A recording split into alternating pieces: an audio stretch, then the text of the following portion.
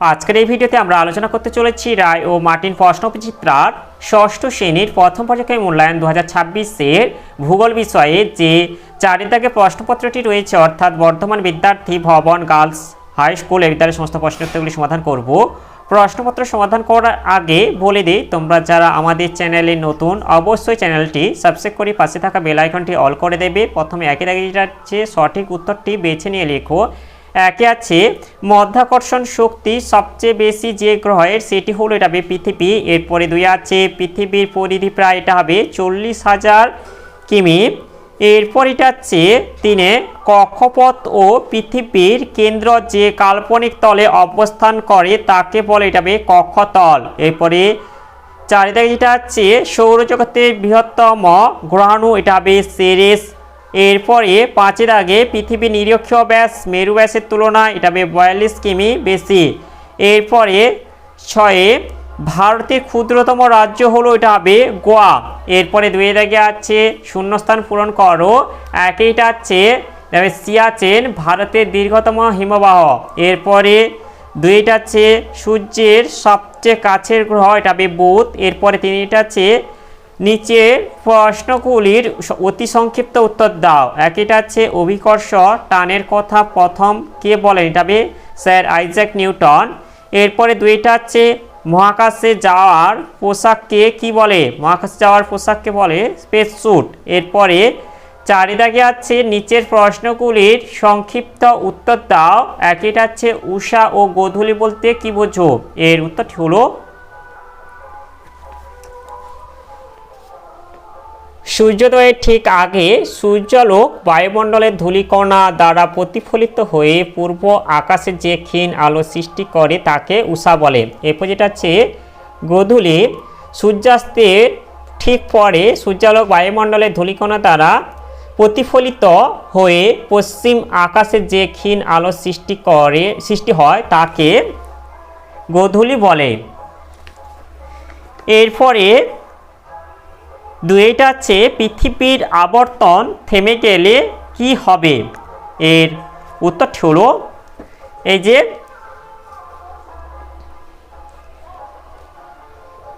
পৃথিবী পশ্চিম থেকে পূর্ব দিকে আবর্তন করছে, তাই হঠাৎ পৃথিবী আবর্তন গতি থেমে গেলে পৃথিবীর সব কিছুই পূর্ব দিকে ছিটকে বেরিয়ে যাবে।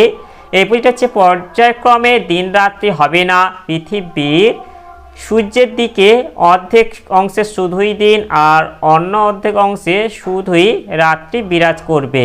এরপর তিনি এটা হচ্ছে পৃথিবীর আলোকিত অর্ধাংশে তাপমাত্রা প্রচণ্ড বেড়ে যাবে এবং অন্ধকার অর্ধাংশের শীতলতা চরম পর্যায়ে পৌঁছে যাবে।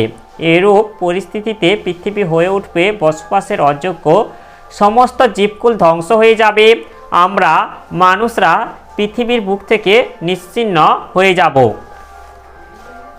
এরপরে পাঁচে দাগে আছে নিচের প্রশ্নগুলির সংক্ষিপ্ত ব্যাখ্যামূলক উত্তর দাও যে কোনো দুটি। একইটা আছে হিমালয় পার্বত্য অঞ্চলে মানুষের জনবসতি তুলনামূলকভাবে কম কেন, এর উত্তরটি হলো, এর উত্তরটি আমরা এখান থেকে তৈরি করে নেব। এই যে এটা বলবো পার্বত্য অঞ্চলের পরিবর্তে বলবো হিমালয় পার্বত্য অঞ্চলের মানুষের বসবাস খুব কম হওয়ার কারণগুলি হলো, এক হচ্ছে অনুন্নত যাতায়াত ব্যবস্থা, হিমালয় পার্বত্য অঞ্চল অসমতল এবড়ো খেবড়ো হওয়ায় সড়কপথ রেলপথ সহজে তৈরি করা যায় না, তাই যাতায়াত ব্যবস্থা ভালো নয়। এরপর দুই যেটা হচ্ছে কৃষি জমির অভাব, বলবে যে হিমালয় পার্বত্য অঞ্চলে বিশাল আয়তনের কৃষি জমি পাওয়া যায় না, আবার মাটিও অনুর্বর কাঁকড়ময় পাথরে, ফলে চাষবাস ভালো হয় না। এরপর যেটা হচ্ছে শিল্পের অভাব, বলবে যে জমির অভাবে যাতায়াতের অসুবিধার কারণে এখানে বৃহদায়তন শিল্প গড়ে উঠতে পারে না। এরপর চারিটা আছে প্রচণ্ড ঠান্ডা, হিমালয় পার্বত্য অঞ্চলে প্রচণ্ড ঠান্ডার জন্য বেঁচে থাকা খুবই কষ্টকর, এগুলি বলে দেবে। এরপরে দুইটা আছে গ্রহের তিনটি বৈশিষ্ট্য লেখো। এটি আমি তোমাদের পাঠ্য বই থেকে বলে দিচ্ছি, তোমরা এটা তোমাদের পাঠ্য বই থেকে দেখে নিতে পারো অথবা এটা হচ্ছে তোমরা খাতায় লিখে নিতে পারো।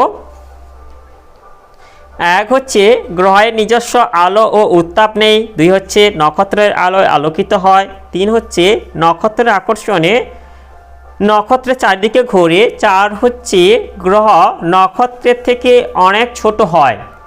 এরপরে 3 দাগে যেটা হচ্ছে উদাহরণ সহ পর্বতগ্রন্থির সংজ্ঞা দাও। এরপর এটা হচ্ছে ভারতের উচ্চতম পর্বতশৃঙ্গ কোনটি? ভারতের উচ্চতম পর্বতশৃঙ্গটি হলো গর্ডন অস্টিন। আর এর আগের প্রশ্নের উত্তরটি হলো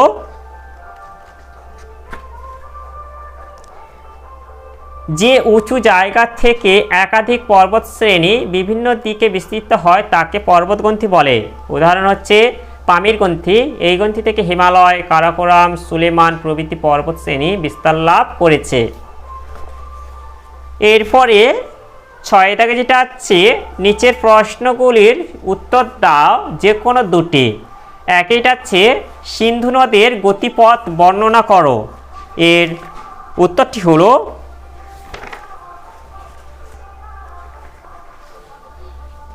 2880 কিমি দীর্ঘ সিন্ধু নদের মাত্র 709 কিমি ভারতে অবস্থিত উৎস তিব্বতের মানস সরোবরের নিকট কৈলাস পর্বতের সিনকাবাব হিমবাহ গতিপথ উৎস থেকে উত্তর পূর্বে প্রবাহিত হয়ে ভারতে প্রবেশ করেছে। জম্মু ও কাশ্মীর এর উপর দিয়ে প্রবাহিত হয়ে নাঙ্গা পর্বতের কাছে দক্ষিণে বেঁকে পাকিস্তানে প্রবেশ করেছে।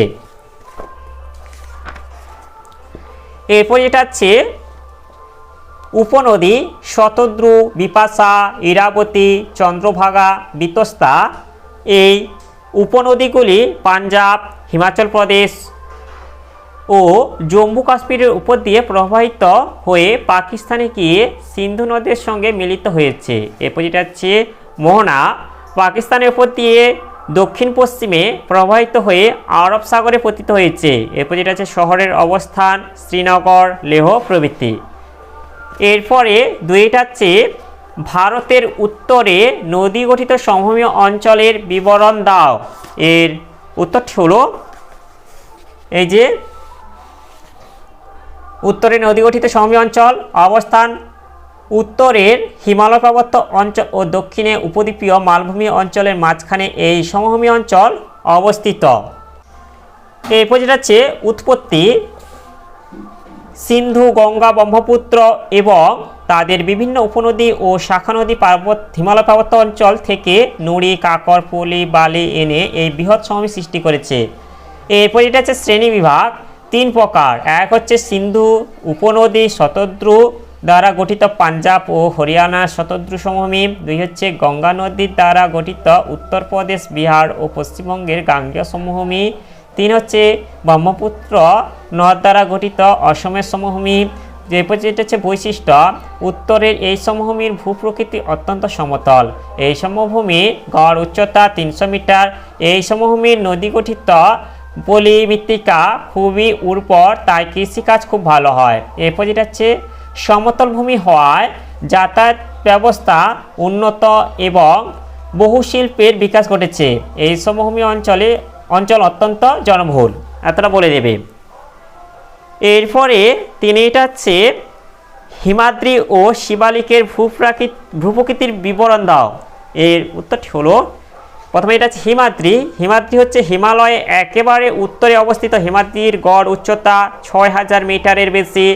এই অংশে পৃথিবীর সর্বোচ্চ শৃঙ্গ মাউন্ট এভারেস্ট, পৃথিবীর 3য় উচ্চতম শৃঙ্গ কাঞ্চনজঙ্ঘা এবং অন্নপূর্ণা, মাকাল ও ধবলগিরি প্রভৃতি শৃঙ্গ অবস্থিত। এই শৃঙ্গগুলিতে সারা বছর বরফ জমে থাকে। এরপর যেটা হচ্ছে শিবালিক, হিমাচলের দক্ষিণে অবস্থিত। শিবালিকের গড় উচ্চতা 1500 মিটারের কম। শিবালিক ও হিমালয়ে মাঝের সংকীর্ণ উপত্যকাকে দুন বলা হয়, যেমন দেরাদুন। শিবালিক হিমালয়ের পাদদেশের ঘন অরণ্যাবৃত স্যাঁতস্যাঁতে অঞ্চল হলো তরাই, এতটা বলে দেবে। এরপর এটা হচ্ছে কৃষ্ণা ও কাবেরী নদীর উৎসের নাম লেখো। কৃষ্ণা নদীর উৎসের নাম হলো পশ্চিমঘাট পর্বতের মহাবালেশ্বর থেকে উৎপত্তি লাভ করেছে। আর কাবেরী হচ্ছে কর্ণাটকের ব্রহ্মগিরি থেকে উৎপত্তি লাভ করেছে। তাহলে আজকের ভিডিওতে আমরা ষষ্ঠ শ্রেণীর ভূগোল বিষয় যে 4 দাগের প্রশ্নপত্র ছিল তা আজ সমাধান করলাম। আর ভিডিওটি শেষ করার আগে বলে দেই, তোমরা যারা এখনও পর্যন্ত আমার চ্যানেলটিকে সাবস্ক্রাইব করোনি অবশ্যই চ্যানেলটি সাবস্ক্রাইব করে নেবে এবং এই ভিডিওটিকে বেশি বেশি করে লাইক, কমেন্ট ও শেয়ার করে দেবে।